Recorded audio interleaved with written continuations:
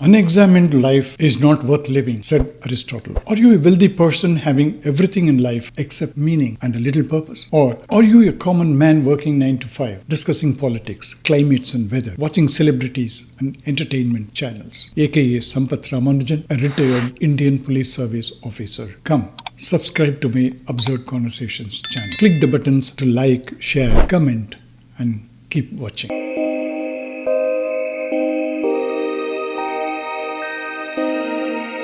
Enlightenment. What is enlightenment? I don't know, but you know it very well. In fact, you must be laughing your gut out. What kind of a spiritual guy is this who doesn't even know what is enlightenment? Is enlightenment something to experience or just to know about? Well, the past is telling you that enlightenment is a blinding lightning, a clap of thunder, followed by a celestial fireworks. And this explosive energy enters your forehead, opens your third eye, and also your kundalini at the bottom of your backbone, rising through various chakras connected to various worlds, and finally mixes with your third eye and opens your crown on top of your head. And then what? More stories. You are awestruck and start hoping for this to happen to you. Someday, sometime of your life, you die with this hope. Before dying, you manage to make some money to survive. I somewhat agree with another analogy, that is that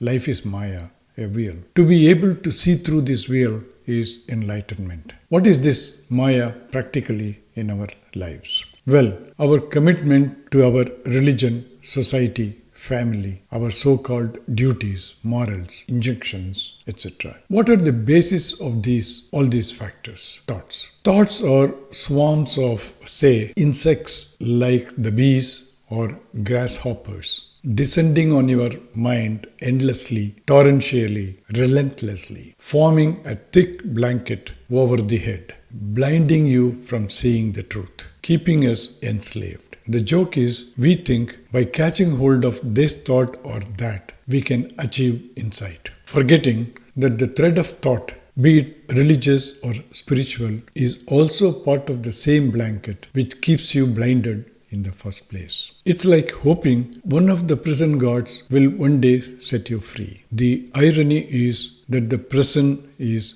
self-made. You volunteer to walk in, tie a thick iron robe around your ankles, accept handcuffs, throw the prison keys away, hoping something will happen someday. So, seeing all concepts of the past as mere ideas or models based on thought is enlightenment. Seeing through the thick blanket of thought is enlightenment. Okay, let us assume you succeeded in penetrating this veil of ignorance, or whatever they call it. What do you see behind it? You were told that the glory of creation lies beyond this Maya, the illusion. Probably the glitter of the other world, eternal peace and love. The festivities of the kingdom beyond. And the efforts you have to make to achieve them. Say yoga, meditation, concentration, reflection, self-observation, self-remembering, devotion, mantras, and scores of other things. You were also told that human life is the pinnacle of creation. Human life has a higher destiny. He could, if he tried, unravel the mystery and know the ultimate truth. But when you succeed penetrating the veil of these thoughts, what you actually see or nothing. Shunya. Nothing but what you already have. Your body, its sensory perceptions, your drive for survival and procreation. That's about all. Things you have taken for granted for so long. This is your kingdom they were talking about. Remove all your fancy thoughts and what remains is this. Your body, brain, memory, sensory perceptions, and the basic drives of survival and procreation. Every concept, every model of life of the past was constructed on these fundamentals to make them look full of hope, to make them attractive. Exaggerations, just like a woman, colors, flowers, dress, hairdo, makeup, etc. They named this Maya,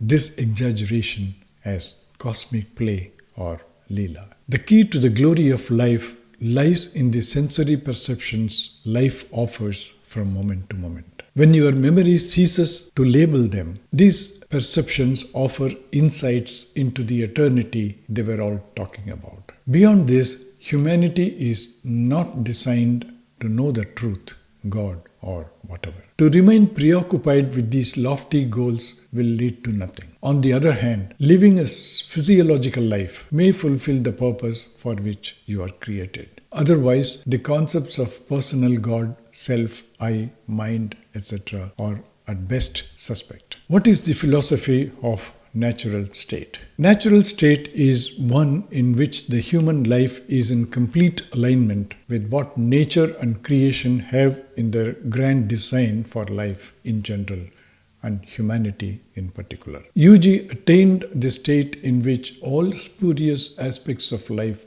as we know now have been eliminated. The basic functions of life and thought are in appropriate places without exaggeration and extension. This doesn't mean we go back to the aboriginal existence. We cannot do that. It is the reality we face now. It's part of the natural state to accept it, avoid all conflicts with it, including any attempts to modify it, to allow the body to function in accordance with the intelligence it is invested with. The body has learned much over millions of years of evolution. Mind and thought are comparatively in infancy compared to the body. Allow thoughts to function for the purposes for which they are meant to be. The main function of thought is to assist in survival and relating. This means reducing the burden of thought on body and allowing it to function freely. Unburden the mind of all burdensome concepts such as religion, spirituality, culture, and the society. Once you reduce the influence of thought over the body, life returns to its basic functions of survival, procreation, and relating with the help of thought. Thought basically comes from a common source and doesn't come from your mind. That source being the sensory perceptions of the past humanity which hang in the atmosphere, being a form of energy. For this reason, thought could be considered as past and dead. But there is no escaping thought. Over-reliance on such dead thoughts are responsible for the present situation of humanity. While thought has helped science and technology in bringing comforts into our lives, it has not solved any core issues. This state of affairs only proves that we are not ready yet to know the truth. We are not equipped by creation to know the truth of life. But thoughts of the dead past assure us of a glorious future, this or next life, heaven and angels and so forth. That human life has great potential provided humans work towards it. Since the focus shifts to future, humans forgot the present and failed to live life in the present. As a result, the art of survival became a game of survival of the fittest, competition and cruelty. Procreation morphed into sex and its perversions.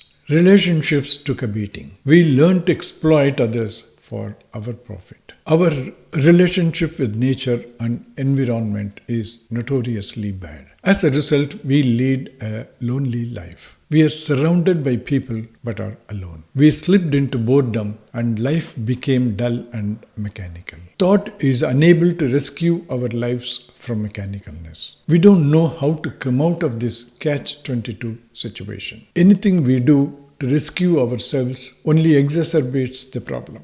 Asking questions and seeking answers doesn't help. For the time being, we are forced to accept the reality of our situation and just watch what happens to our lives. The major impediment to our observing and accepting reality is Maya. Maya is the distractions of life, the events which constantly keep happening outside. These events string together and keep your gaze constantly away from reality.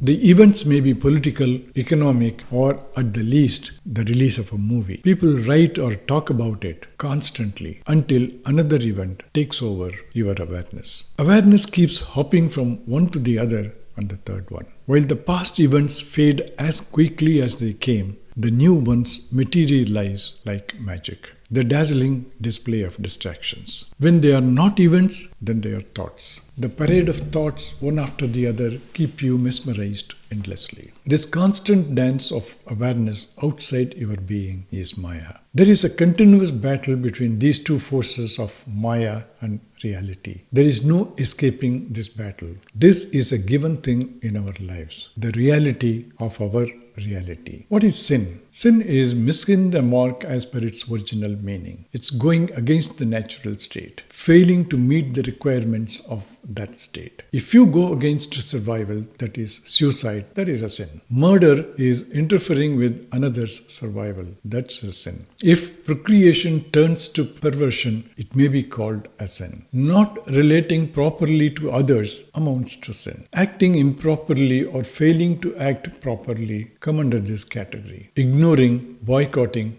ghosting, silent quitting on people and individuals come under this category, unless it is done by a collective body or society for justice or a reason.